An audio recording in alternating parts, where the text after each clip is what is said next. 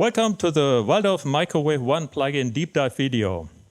This is our new plugin we released after the first instrument, Waldorf Music, about 35 years ago released to the market. It was at that time a very unique instrument, a wavetable synthesizer as a 19-inch hard rack. And we loved the sound and the very specific sonic nature, and I explain why this is in a minute. And we loved that so much that we wanted to have this back as a plugin. And here we are after about 2 years of research and modeling and development. We are very proud to present you the Microwave 1 plugin of Waldorf. This video is showing a little bit around of the plugin, the details, the specificities, and why it is as it is, and why we need another wavetable plugin. When Waldorf started 35 years ago, there was no DSP technology. We came out of the Waldorf of the wavetable PPG wave synthesizers, but PPG closed down, and Mr. Wolfgang Palm helped the little company, the startup of Waldorf, to recreate a new version of a wavetable synthesizer. A specific chip, an integrated circuit at that time, and this is something very special, was developed, which we call the Waldorf ASIC, the application-specific integrated circuit. And in this chip, which is only in the first generation Waldorf microwave and the Waldorf wave, all the wavetable oscillators and the noise generator is contained. Afterwards, we have the analog filters, the analog VCA, and the panners. But the magic is in that chip. Later generations, the second technology generations of Waldorf instruments were DSP-based. It's more or less comparable to software instruments, just running on a very specific CPU for audio processing, which I call DSP. And the DSPs were very flexible, very easy to program. But the very first generation of the Waldorf instruments, like the microwave first generation, revision A and B, and the Waldorf wave, were based on this magical ASIC chip because DSPs weren't available at that time. They always had a very specific sound, a very unique and special sound, and I would like to show a little bit here how it sounds and how it works and what's very special about it and why we need this. So you see here the user interface. We see in the middle here the wavetable. We see a filter. We have 2 oscillators and a bottom section with envelopes. I'm starting here with the factory sounds. We have all the factory sounds, the singles, the multis in the plugin. And the first sound, when you switch on the instruments, is called wave ride and sounds like this. That's the plugin. That's the original hardware. So what happens here in my setup? On this first track here, I have the plugin. The second track here in Ableton is just a MIDI track sending my MIDI notes to a hardware instrument you cannot see because it's not on the camera. And returning here via an audio interface in this channel. So when I'm ever switching here, you hear the hardware. And when I'm here, you hear the plugin, which you also can see because the movement through the wavetables, the filter modulations, and the movement in the envelopes are animated here. The plugin can be also used as a hardware as a controller for the hardware. There's a settings here, which is called hardware control. You can select here a MIDI port. And I'm now in the live mode. That means if I'm turning a knob, that's the hardware. I'm going back to the software. It's automatically reacting to it. So if I'm changing here to the next factory preset, It's a very simple pad. In the plugin, all the parameters sent to the hardware, and you hear the same sound here on the hardware. Let's try out the next one. I like this very much. That's a typical wavetable piano sound. This was the hardware. Same sound in the software. Sounds pretty close, I think. So, what's so special here? This section here is a wavetable. So we have all the classic wavetables of Waldorf here, including user wavetables, which I'm coming later to. So let's do an init sound for a moment. This is a simple sine wave, but it's an 8-bit sine wave at that time. So if we are going down the octaves,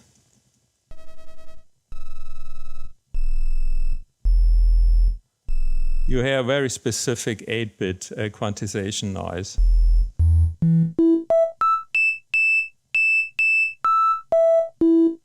In the higher octave, you hear aliasing. The ASIC chip runs in a sample rate of 250 kilohertz in the hardware. There are reasons for that, and the plugin is doing the same. So regardless what sampling rate your DAW document has, this one has just 41 kilohertz, the whole internal sound engine runs fixed at 250 kilohertz. And the CPU consumption is not really big. So don't be worried. That's the reason when I'm comparing this to the hardware, let's go an octave down. I hear exactly the same quantization noise, exactly the same aliasing. We reverse engineered the chip. We measured all the digital data going from the ASIC chip to the digital to analog converters. We compared them with the plugin. It's exactly bit by bit the same for all pitches. There's a very unique pitch algorithm within the ASIC chip. So that's 100% identical. And we even modeled the digital to analog converters because at that time, 35 years ago, there weren't specific audio converters. There were more general purpose engineering converters used, and they have a very unique sound because they are not really linear. At that time, that was very hard to achieve, so we even did that. So let's go back to some sounds like this guy here. And I'm playing now the hardware. And I'm playing via the computer keyboard, so I have a fixed velocity. Each note is the same, but you're hearing what that. It's a wonderful variation in the hardware of the sound.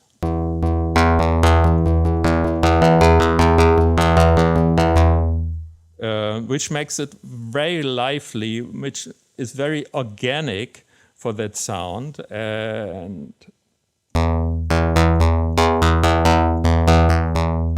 we did the same in the plugin. Hardware.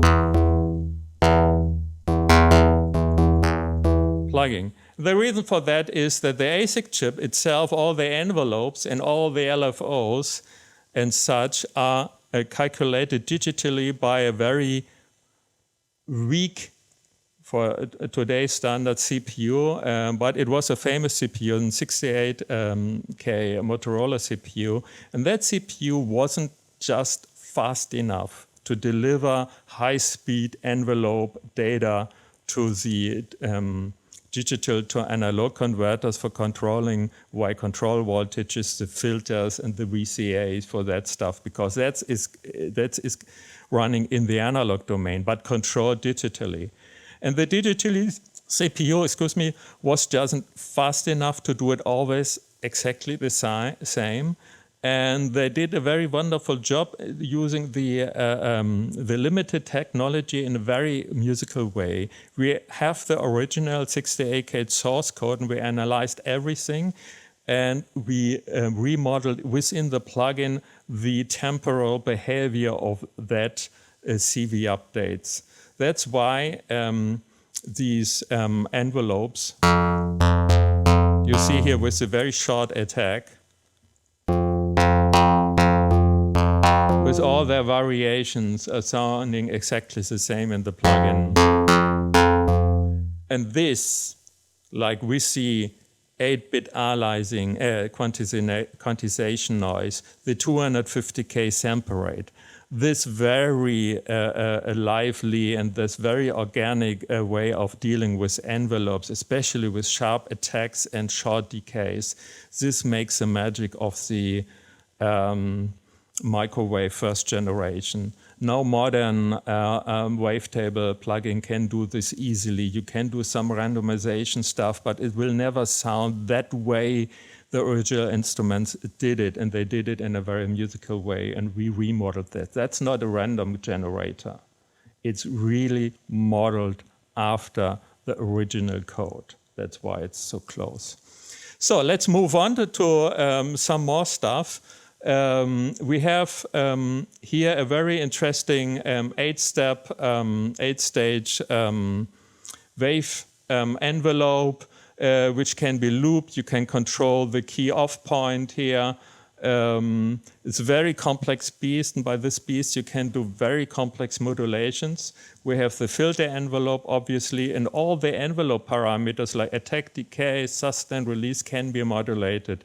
So the modulation in the microwave, it hasn't a matrix, but at the modulation targets, like here as attack, you can set from a whole range of modulators the source and the modulation amount in positive and negative. There's a delay here as well. We have a volume envelope, and we have 2 LFOs, both with a humanized function, with a symmetry, so you can morph a triangle into a falling or rising sawtooth. It has a global option. There's a little LFO envelope with an attack and decay phase and a delay. By the way, you can use this LFO envelope also as a modulator in other positions, not just within the LFO. So in fact, it's a force envelope. We have a second LFO with a little bit less functionality, but also with a new parameter where you can phase shift both LFO to each other to get some kind of stereo effects.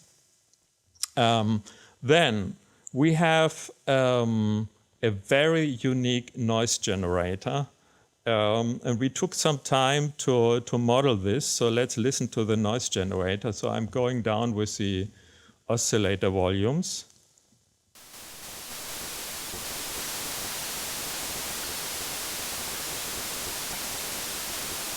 And if you closely listen, the noise, the white noise, is not technically correct. There are some, every a few seconds, there are little artifacts coming in a specific temporal pattern.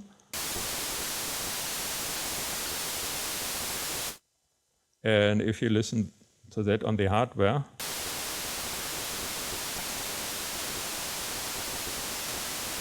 you hear the same pattern. So even the noise, we have re-engineered the very strange algorithm they used at that time to make that noise very specific. Another very important thing to know is the famous ASIC bug. So the ASIC chip had a, let's call it bug, had a very strange property. So if I'm using an init sound, where both oscillators playing a sine wave, and I'm turning up the volumes of the oscillators. The volumes of the mix of the oscillators are done in the ASIC chip before they're going to the digital to analog converters. Oh. So at a certain moment, we have an extreme overdrive, in fact, a wrapping of the sound. Let's get this down and let's So this happens if the signals of both oscillator and even of the noise generator in sum reach a certain digital limit, and then you get this harsh noise. We could simply remove that bug, but then we found out that many of the factory sounds are playing with it. So if you do a modulation, it could be even also the content of the wavetable. So let's get a little bit more harsh one.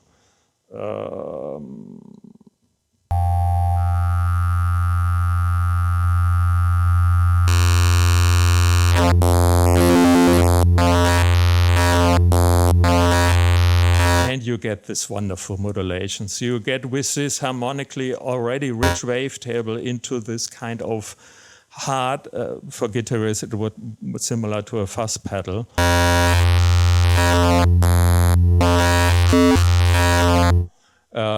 This opens up a complete new world. Let's go back to clean. Nice by itself, but this bug is so beautiful. Here just a little bit. If I'm going to 7, that's the special sound you want to have. So this is the ASIC bug. We have everything faithfully modeled to it.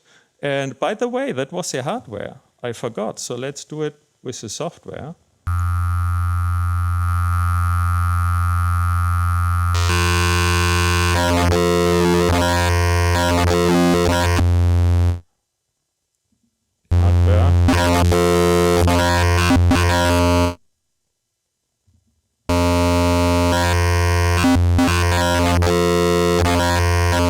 Identical.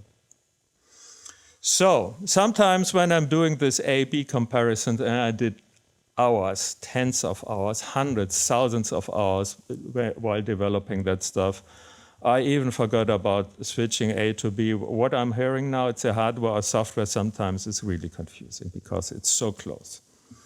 So what else do we have? We have all the oscillators, we have the wavetables. The wavetables are very special in the early microwave.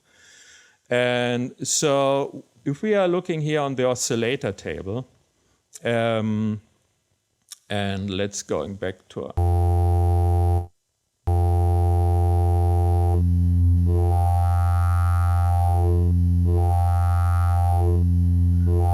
first off, I'm hearing in the background still oscillator 2, so I can solo oscillator 1. Now I'm just hearing oscillator 1.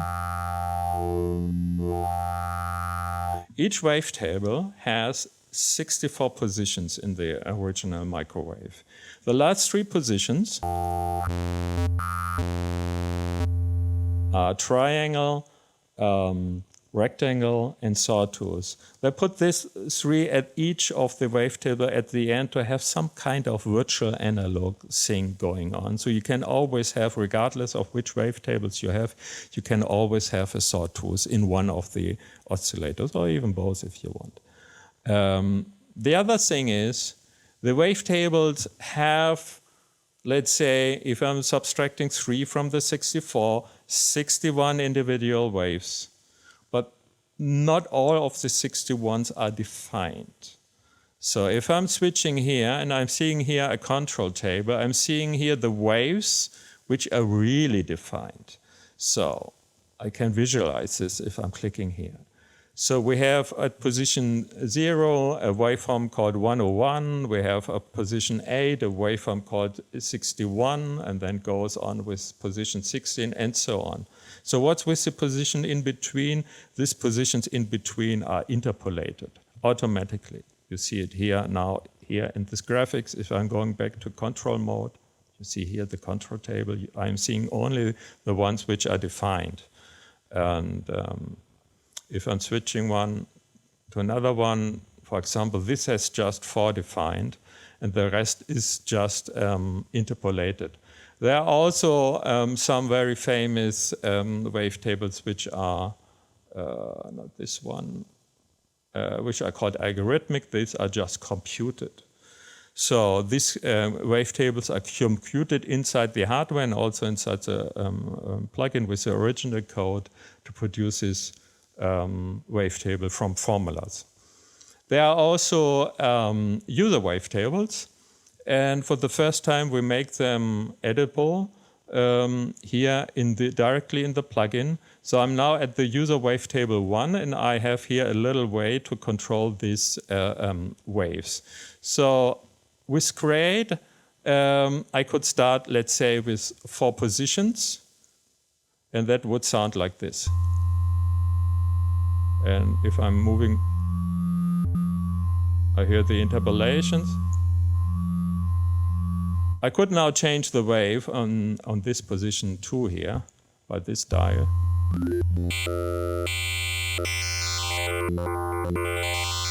There's a catalog of hundreds of waves.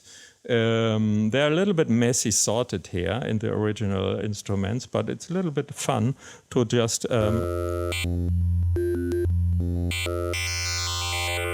scroll between them.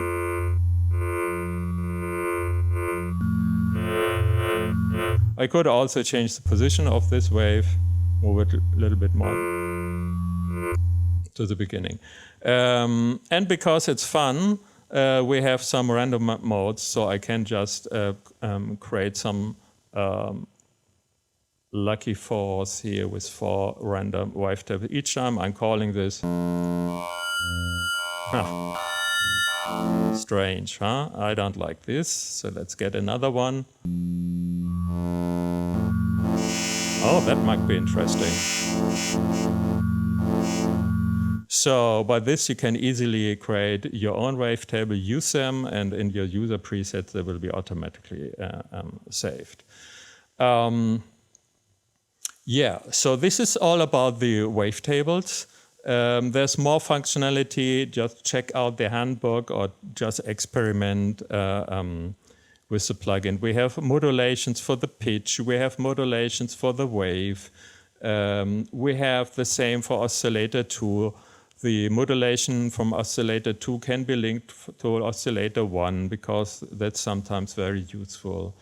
We have the filter. We already spoke about it. The let's do an init. For filter, there's always very practical to have a sawtooth sound.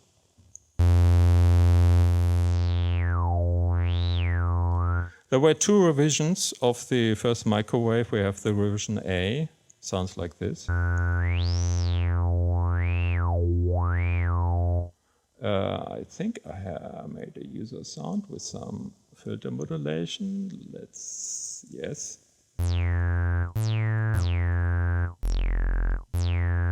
Let's check out revision B.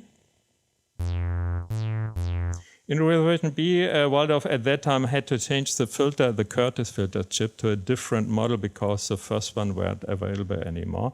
The second one, the resonance in the second one starts a little bit later. So if you compare revision A and B,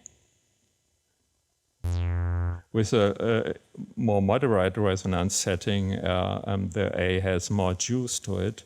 If I'm going back to B, and again, of course, I can get it to self-oscillation.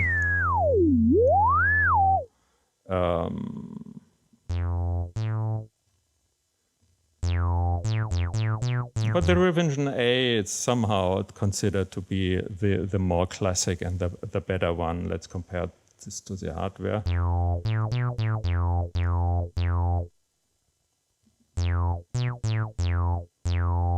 Let's use a little bit.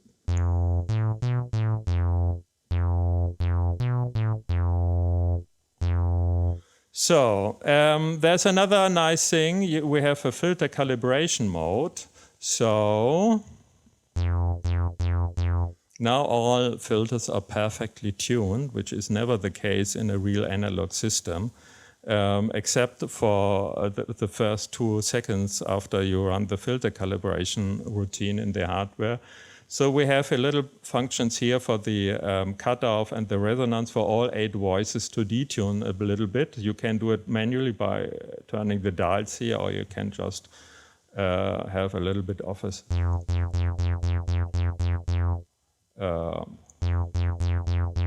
do it a little bit more.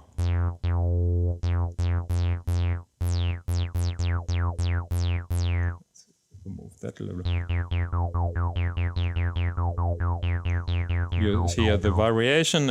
If this is annoying, I'm going back to perfectly clean.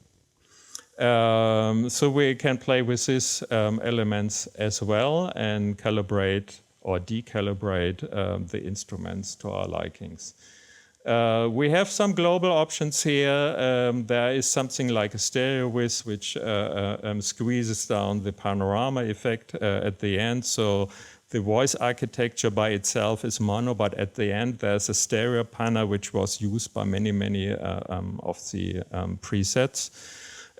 We have tuning tables here, and I come back later to this in the multi, so you can do your own micro tunings. We have up to 4 tuning tables. You can assign each note a little bit of a detune, but you can also assign each key, each MIDI key, a different note. Why would you do that? Because it's a little bit crazy, but you can do it, and we see it later in the multi-mode, a nice example for this. So, speaking about the multimode is a way to have up to 8 different timbres, or what they called at that time instruments, to make more complex sounds. So we have all the multimode presets of the original here. Let's try some here.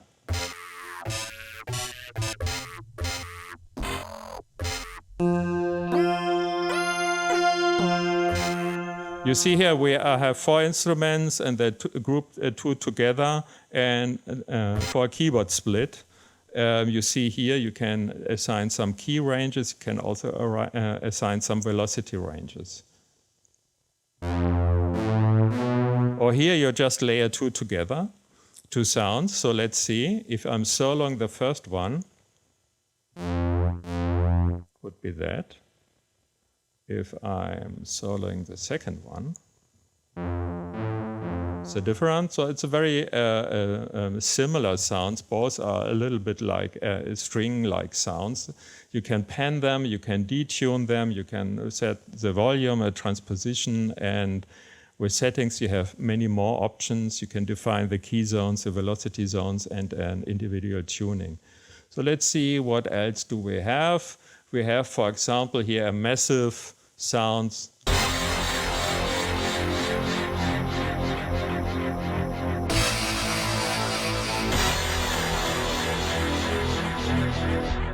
Using 8 bass sounds in parallel. The Microwave 1 was very famous for its massive, aggressive, and huge basses. No wonder if you're doing this. So this is a much more flexible way. Today you're doing a unisono where you do tune the same sound, but here you're doing up to 8 different sounds. The sounds you can choose here, if I'm doing an init multi, and let's say I'm doing 2 instruments, you can choose very easily from single presets. So let's get this wavetable piano I like. Let's combine this with a more pad-like thing. So, or this thing I think I like. And suddenly I have a very complex sonic. Let's do the strings. Okay, I don't like so much. Let's try more bass. Okay, maybe I want to pan it.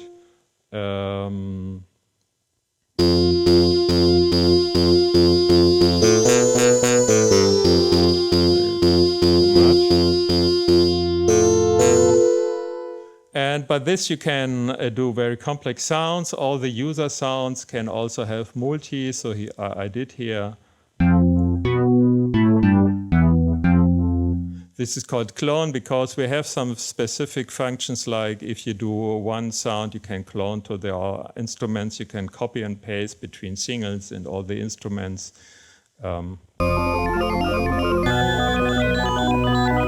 Let's see what this is.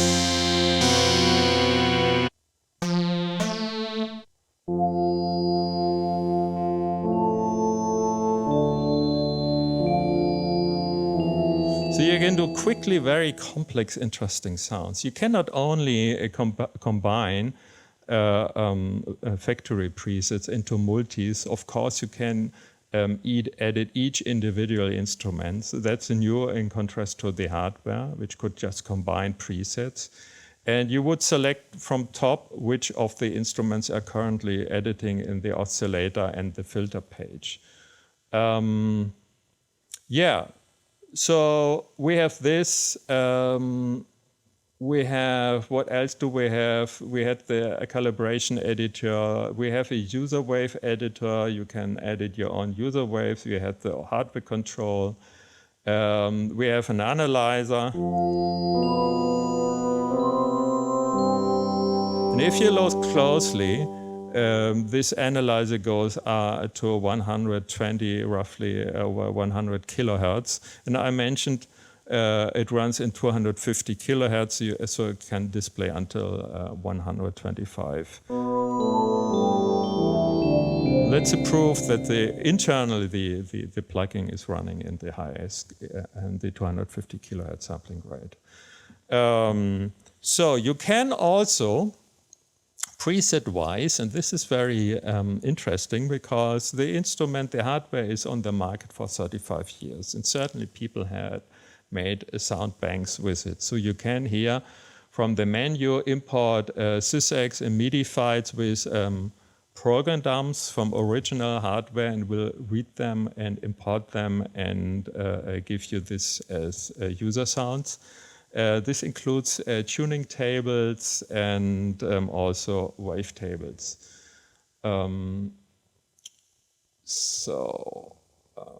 Let's see.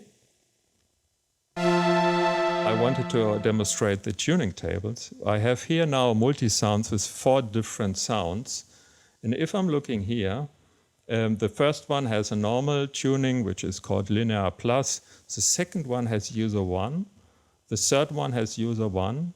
The last one has also the normal one, but there are also transpositions going on. So there's a +7 in the second instrument and +12 in the third instrument.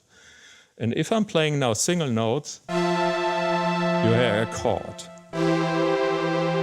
And each note a different chord.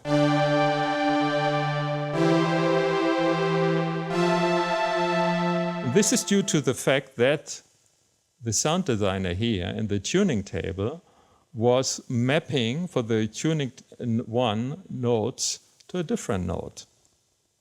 And by this strategy, if you do this very cleverly, you can get this very fancy chords. So let's see, have I forgot something? So the overall instrument has a polyphony of 8. That's the original polyphony of the hardware. It's very nice in CPU consumption. The polyphony of 8 is fixed because many of the temporal aspects are depending on the fact that these old style 68K CPU has to handle these 8 voices in a certain order.